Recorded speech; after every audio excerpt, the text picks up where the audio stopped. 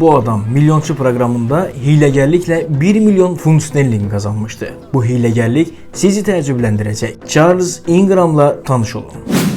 Bu adam 7-ci suala çatana qədər demək olar ki, bütün kömək hüquqlarından istifadə etmişdi. Yenə də o 15-ci suala, yəni 1 milyon funt sterling dəyərində olan suala düzgün cavab verən azsaylı insanlardan biri idi. Hər sistemin öz analizi olduğu kimi, kim milyonçu olmaq istəyirində öz analiz sistemi var. Charles qələbənin sevincini yaşasa da, proqramın yaradıcıları artıq arxa planda araşdırmalara başlamışdılar. Bütün komanda, hətta bu işə cəlb olunan mühəndislər yarış proqramını təkrar izləməyə başladılar.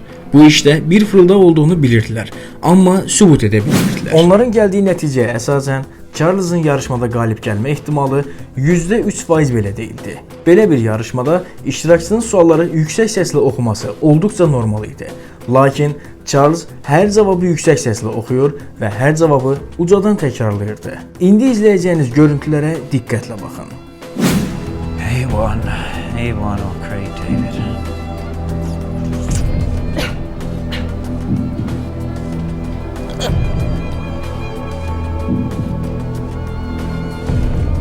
I'm going to go for A1.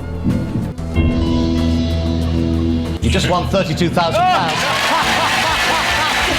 Bəs sonra nə baş verdi?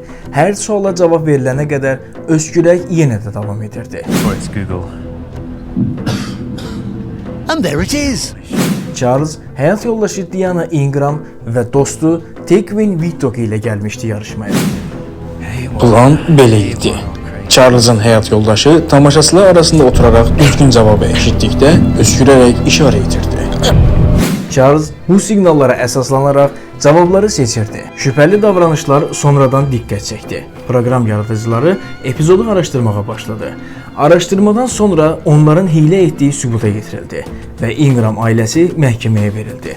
Nəticədə hər üçü təqsirkar bilinərək şərti cəzalar və böyük məbləğdə cərimələr aldı. Videonu bəyəndinizsə kanala abunə olub videonu bəyənməyi unutmayın.